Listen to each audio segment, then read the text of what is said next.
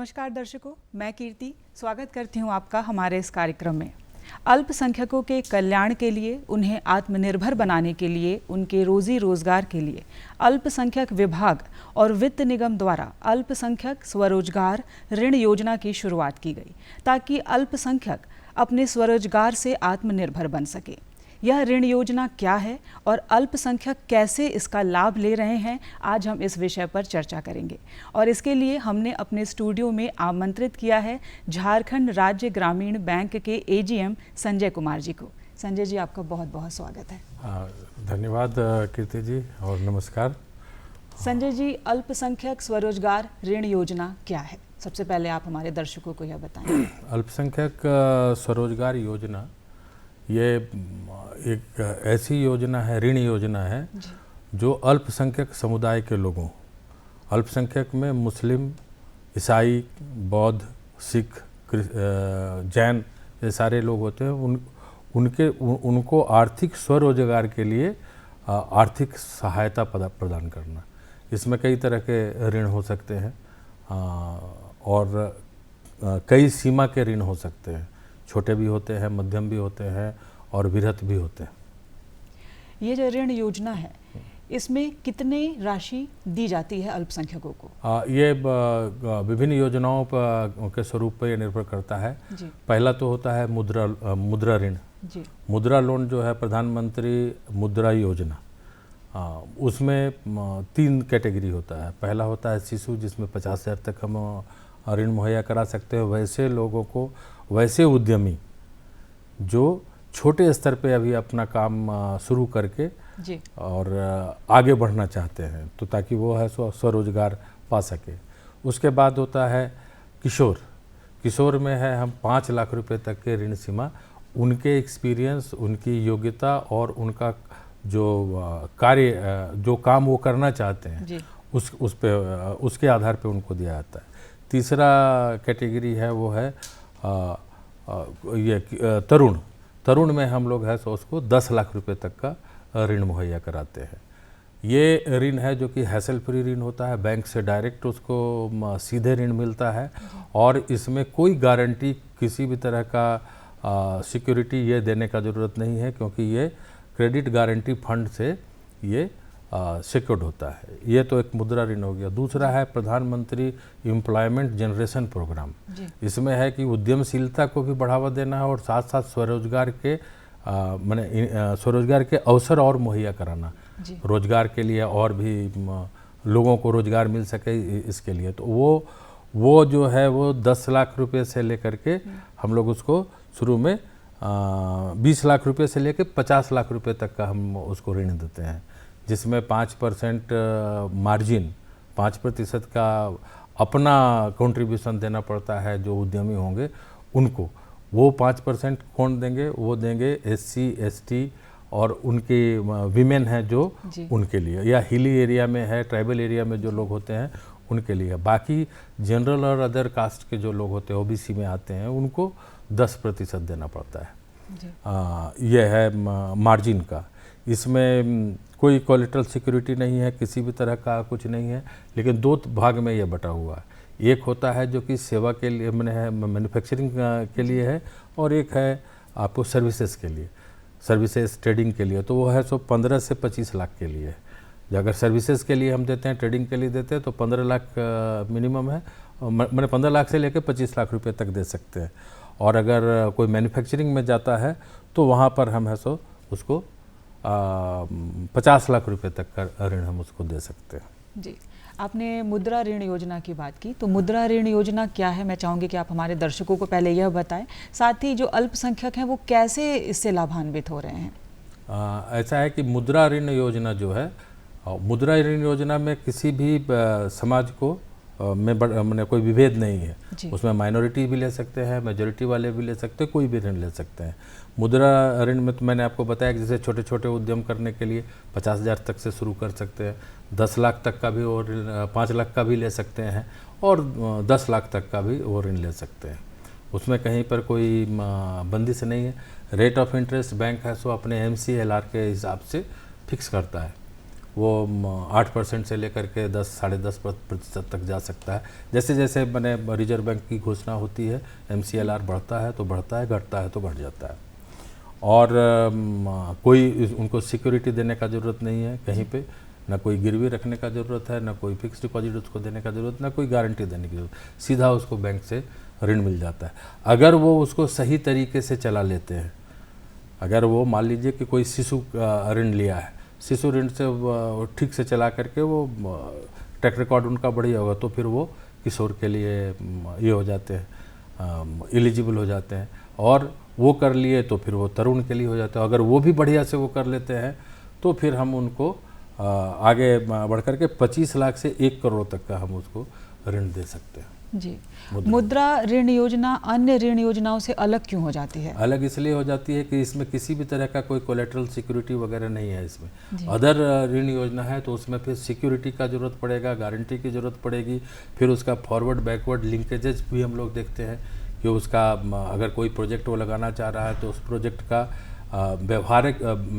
व्यवहारिकता में वो कितना सफल हो सकता है, ये सारा चीज़ फिर उसमें हम लोगों को बहुत सारा स्टडी करना पड़ता है। इसमें मुद्रा लोन में है कोई जार्गन नहीं है, किसी भी तरह का कोई लेंदी प्रोसेस नहीं है, बहुत ही सरल और साधारण तरीके से और कम समय में वित्त मुहैया कर दिया जाता है। इस पर जो अल्पसंख्यक महिलाएं हैं, अगर वो अपना स्वरोजगार शुरू करना चाहती हैं, लघु एवं कुटीर उद्योग, तो क्या कई ऐसी ऋण योजनाएं हैं जो उनके लिए विशेष व्यवस्था के तौर पर रखी गई हैं? ये भारत सरकार की जितनी भी योजनाएं हैं, ऋण की योजनाएं, बैंकों की जो ऋण योजनाएं हैं प्राथमिकता क्षेत्र में, उसमें हम लोग है सो प्राथमिकता महिलाओं को ही ज़्यादा देते हैं जी।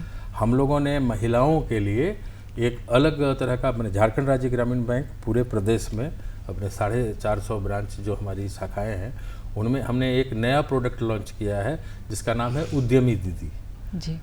कि वैसी महिलाएं जो सेल्फ हेल्प ग्रुप के साथ जुड़ी हुई हैं, सेल्फ हेल्प ग्रुप का जो लिंकेज होता है वो होता है, फर्स्ट लिंकेज होता है, सेकंड लिंकेज होता है, थर्ड लिंकेज होता है। फर्स्ट लिंकेज में 1.5 लाख रुपए तक की ही राशि मिलती है, सेकंड लिंकेज में 3 लाख हो जाता है और थर्ड लिंकेज में वो 6 लाख हो जाता है। बट एक स्वयं सहायता समूह में कम से कम 10 महिलाएं होती हैं। अगर हम 1.5 लाख रुपया दिए तो उनको 15,000 एक को पड़ेगा, अगर हम 3 लाख दिए तो 30,000 होगा, अगर हम 6 लाख का ऋण उनको मुहैया कराए तो 60,000 ही होगा। 60,000 में एक बढ़िया व्यवसाय शुरू नहीं किया जा सकता है। अगर किसी महिला में उद्यमशीलता है, एंटरप्रेन्योरशिप डेवलपमेंट का संभावना है, तो उनके लिए इंडिविजुअल लोन, मतलब वो अपना SHG से जो लिंकेज हो रहा है, जो उनको ऋण मिल रहा है वो एज ए मेंबर वो तो सही है। अगर वो महिला कोई उद्यम कर रही है, कोई भी रोजगार सृजन का कार्य कर रही है या कोई व्यवसाय कर रही है, वो खुद से या अपने पति के सहयोग से या अपने पुत्र के सहयोग से या अपनी पुत्री के सहयोग से या किसी बहू के सहयोग से अगर वो काम कर रही है तो हम उसको उद्यमी दीदी में उनको हम ऋण मुहैया कराते हैं, जिसमें कोई कोलेटरल नहीं है। 75,000 मिनिमम ऋण होता है उसमें और 5 लाख का मैक्सिमम ऋण होता है। इवन क्रेडिट गारंटी जो दिया जाता है ये का CGFMU से, उसकी जो राशि होती है फी 1.5% 1 से 2% के बीच में जो भी होता है, वो राशि भारत सरकार है सो उसको रीइंबर्स कर देती है। तो मतलब उसमें उसका भी बोझ उसको नहीं पड़ता है, कम बिना किसी ज़्यादा कागजी कार्रवाई के उनको ऋण हम लोग दे देते हैं। केवल SHG से उसका रिकमेंडेशन आता है। तो इसमें वो सारी महिलाएं आएंगी, चाहे वो अल्पसंख्यक समुदाय से जुड़ी हुई हों या फिर ना भी जुड़ी हुई हों। तो अल्पसंख्यक समुदाय को हम लोग ज़्यादा विशेष करके प्राथमिकता देते हैं, क्योंकि वो अभी जो विकास का जो पायदान है उस पर ज़रा सा नीचे हैं वो लोग। तो हम लोग है सो कोई भी अगर वैसे उद्यमी हमें नज़र आते हैं तो हम उसको बहुत ही आसानी से उनको हम ऋण मुहैया कराते हैं जी। यदि स्वरोजगार के लिए किसी महिला को, पुरुष को ऋण दिया जा रहा है और किसी परिस्थिति में वह ऋण का भुगतान न कर पाए या किसी कारणवश वह दुनिया में न रहे, तो ऐसी परिस्थिति में बैंक क्या करता है? 2 तरह का बात है। एक होता है कि परिस्थिति जन्य परेशानी के कारण ऋण का वापस नहीं होना जी। और दूसरा होता है कि जानबूझ करके ऋण को वापस नहीं करना जी। जैसा कि हमने पहले आपको बताया कि इसमें जो मुद्रा ऋण है वो है तो उसका मुद्रा योजना में या अन्य योजना में अगर क्रेडिट गारंटी है उसमें कवर मिला हुआ है तो एनपीए होगा। तो हम एनपीए होने के बाद जैसे ही खाता एनपीए में कैटेगराइज हो गया तो रिकवरी के जितने भी मेजर्स होते हैं सॉफ्ट और हार्ड वो सारे मेजर्स हम ले लेते हैं और उसके बाद भी अगर वो वसूली नहीं होती है तब फिर हम क्रेडिट गारंटी फंड से उसका जो कवर का जितना परसेंटेज होता है बैंक को वो रिइंबर्स करता है और बाकी को हम राइट ऑफ करते हैं। वैसे केसेस में जैसे कि किसी का देहांत हो गया तो वो तो चुका नहीं सके। हालांकि ऋण अगर किसी को मिला तो उसका लीगल हेयर क्योंकि वो उसका जो एसेट है वो उसको मिल जाता है ईएमआई हेयरशिप के कारण, तो उसी तरह से लाइबिलिटी भी उस पर ट्रांसफ़र होती है जी। उसमें हम लोग सबसे पहले उनसे मिलते हैं, फिर नोटिस देते हैं, फिर उसको रिकॉल करते हैं और फिर उसके बाद जो कार्रवाई होती है विधि सम्मत वो हम लोग उसमें लेते हैं। एक और भी है कि कोई ऋण रक्षा योजना कैसे बीमित है जी कि अगर हम इंश्योरेंस कवरेज उसमें ले लिए हैं तो अगर उसका डेथ हो जाता है तो उसके बाद कि उसके लीगल हेयर को भी नहीं देना है, वो इंश्योरेंस कंपनी उसको बैंक को रिइंबर्स ये कर देती है, पेमेंट कर देती है। यदि स्वरोजगार के लिए या छोटे व्यवसाय के लिए कोई अल्पसंख्यक महिला अपने नाम से 2 बार ऋण लेना चाहे तो उसके लिए क्या व्यवस्था है? 2 बार ऋण उसी परिस्थिति में दूसरा ऋण मिलेगा अगर पहला ऋण उसका बढ़िया तरीके से वो चला रही है और उसके अलावा उसके पूंजीगत व्यवधान के कारण वो है उसको और आगे नहीं बढ़ा पा रही, वैसी परिस्थिति में हम लोग उसको दूसरे ऋण भी दे सकते हैं और बैंक देती है। एक ही परिवार के कितने सदस्यों को ऋण की व्यवस्था बैंक द्वारा मुहैया कराई जाती है? ऐसे सामान्यतः एक परिवार में एक को ही हम देते हैं, लेकिन अगर किसी परिवार में 3 हैं 4 हैं व्यक्ति और चार तरह के व्यवसाय में सचमुच में वो है सो संलग्न है तो वैसे में हम उनके लिए चारों का अलग अलग ऋण दे सकते हैं, उसमें कहीं कोई रोक टोक नहीं। अल्पसंख्यकों के कल्याण के लिए, उनके विकास के लिए भारत सरकार हमेशा तत्पर है, लेकिन साथ ही साथ इसमें राज्य सरकार की भूमिका भी महत्वपूर्ण हो जाती है। तो राज्य सरकार की कोई खास स्कीम है उनके लिए? नहीं, राज्य सरकार से कोई स्कीम नहीं है। राज्य सरकार अल्पसंख्यक हो या जो भी है वो तो जो सामाजिक दायित्व है उसके हिसाब से जैसे किसान क्रेडिट कार्ड है, हालांकि वो सूक्ष्म और लघु व्यवसाय में नहीं आता है, बट किसान क्रेडिट कार्ड में अनुदान मुहैया कराती है जी। झारखंड प्रदेश सरकार भी केंद्रीय सरकार उसमें 3% का सबमिशन देता है जी। मतलब 7% पे उसका ऋण होता है, 3% है केंद्र सरकार देती है और 4% है तो राज्य सरकार उसमें दे देती है। तो उसको 0% ब्याज के दर पे 0% ब्याज के दर पे उनको केसीसी का ऋण मिलेगा अगर वो सही तरीके से उस खाते को चलाते हैं, मतलब साल में एक बार उसको रोटेट कर लेते हैं तो वो एलिजिबल हो जाते हैं इंटरेस्ट सबवेंशन के लिए। अभी वर्तमान में अल्पसंख्यकों के स्वरोजगार के लिए कौन कौन सी ऋण की व्यवस्था सरकार द्वारा वर्तमान में चलाई जा रही है? अभी है मुद्रा ऋण है जी। दूसरा उसके बाद आपका आ जाता है प्रधानमंत्री एम्प्लॉयमेंट जनरेशन पर PMEGP। अल्पसंख्यकों को प्राथमिकता दी जाती है इन तरह के ऋण में, ये मुख्यतः यही है। और इसको अल्पसंख्यकों के लिए national minority development finance corporation वो है सो इसको मॉनिटर करता है कि कितने अल्पसंख्यकों को बैंक के द्वारा ऋण दिया जा रहा है और हम लोग उसके साथ MOU साइन करते हैं। हर बैंक अपना MOU साइन करता है और टारगेट के हिसाब से हम लोग उसको ऋण देते हैं। कई ऐसे अल्पसंख्यक महिलाएं हैं जो जानती ही नहीं है कि उनके लिए ऋण की व्यवस्था है, तो क्या ऐसे में बैंक अपनी तरफ से कौन कौन से कदम उठाता है ताकि वह यह जान पाएं और इसका लाभ ले सकें? आपने बहुत अच्छा सवाल किया। सचमुच में बहुत सारे लोगों को गांव के खास करके ग्रामीण क्षेत्र में जो लोग हैं उनको पता नहीं है कि बैंक के द्वारा कौन सी योजनाएं हैं उनके लाभ के लिए है या जिसका प्रयोग करके वो है सो अपना स्वरोजगार खड़ा कर सकते हैं। हम लोग मतलब झारखंड राज्य ग्रामीण बैंक पूरे प्रदेश में, झारखंड प्रदेश में 24 जिले हैं, 24 जिले में हम लोगों ने एक वित्तीय साक्षरता परामर्शी फाइनेंशियल लिटरेसी काउंसिलर का हम लोगों ने नियुक्ति की हुई है, कॉन्ट्रेक्चुअल।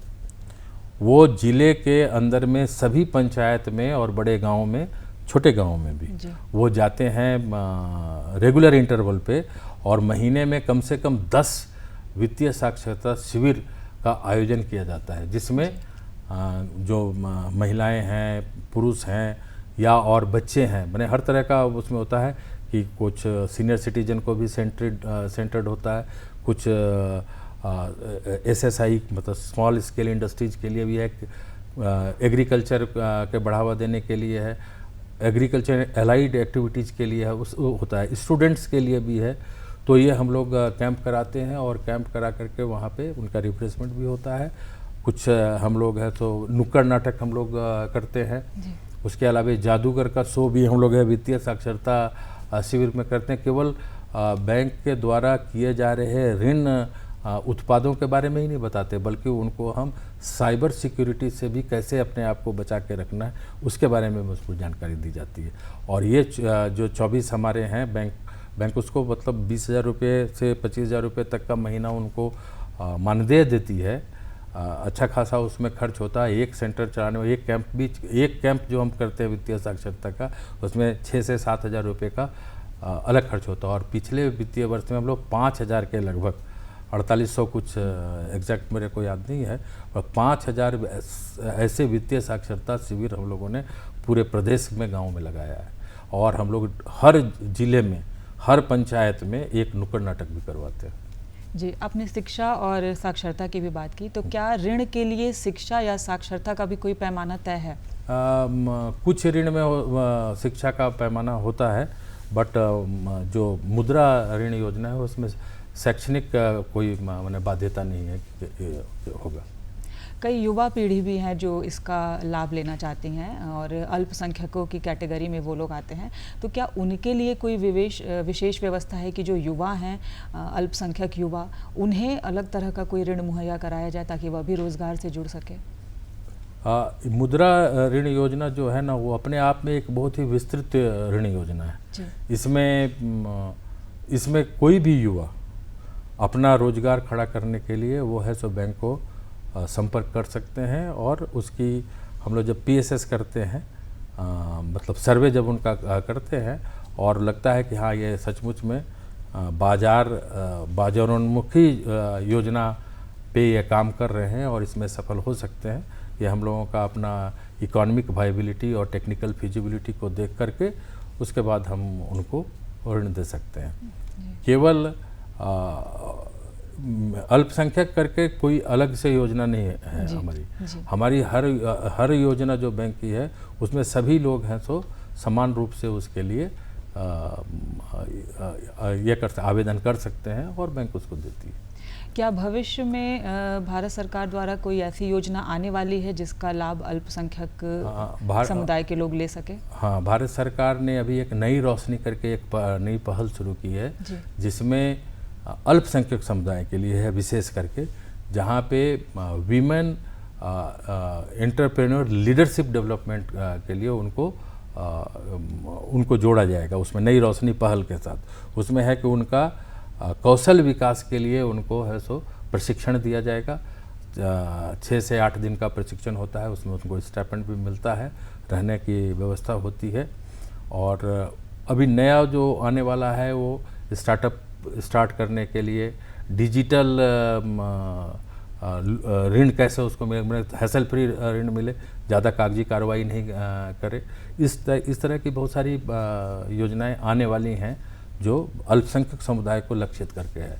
क्योंकि सबका साथ और सबका विकास है प्रधानमंत्री का नारा है, तो उस नारे के अनुरूप ये भी काम हो रहा है कि अल्पसंख्यक समुदाय के लोगों को जो पीढ़ी दर पीढ़ी छोटे मोटे काम में ही लग करके रहे, उनका हुनर का कौशल का विकास हो, इसलिए कौशल विकास के लिए उनको प्रशिक्षण दिया जाएगा और उसके बाद फिर बैंकों के साथ उनको जोड़ा जाएगा।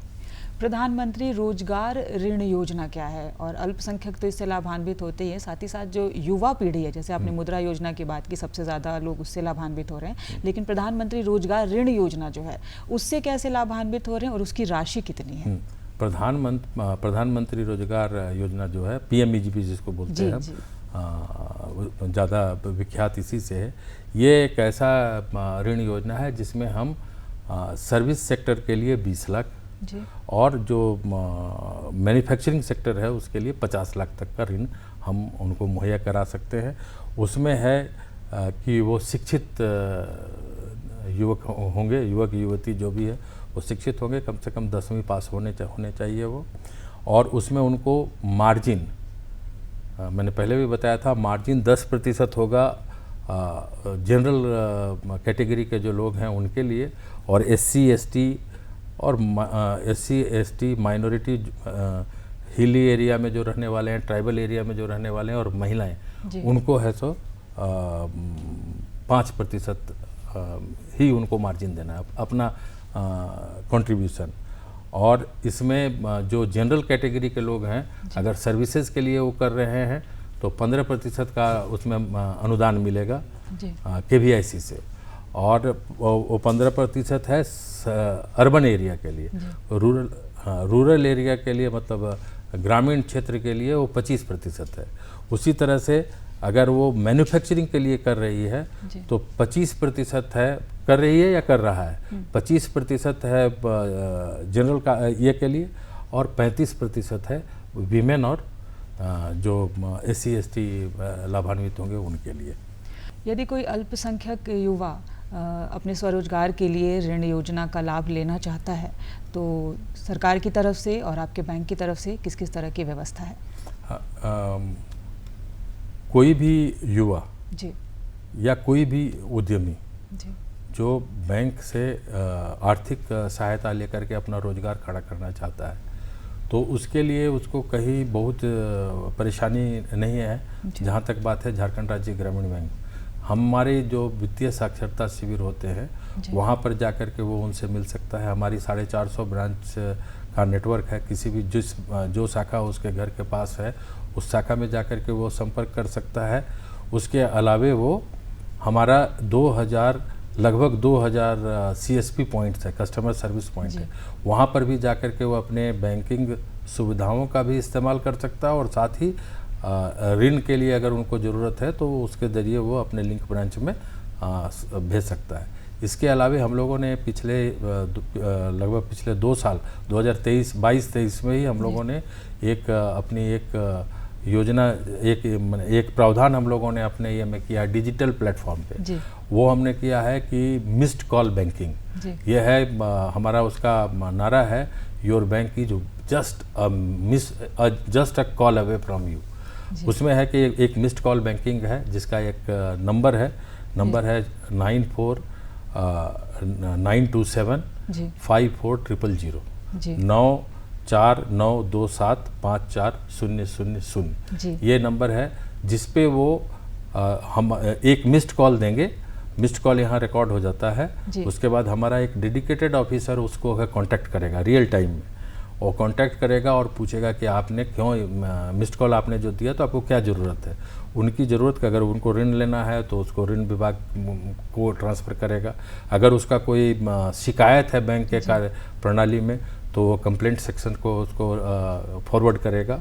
और भी अगर उसको बैंक में अगर वो कोई सुझाव देना चाहता है तो वो सुझाव भी हमारे यहाँ जो विभाग है उसमें है सो वो फॉरवर्ड करेगा।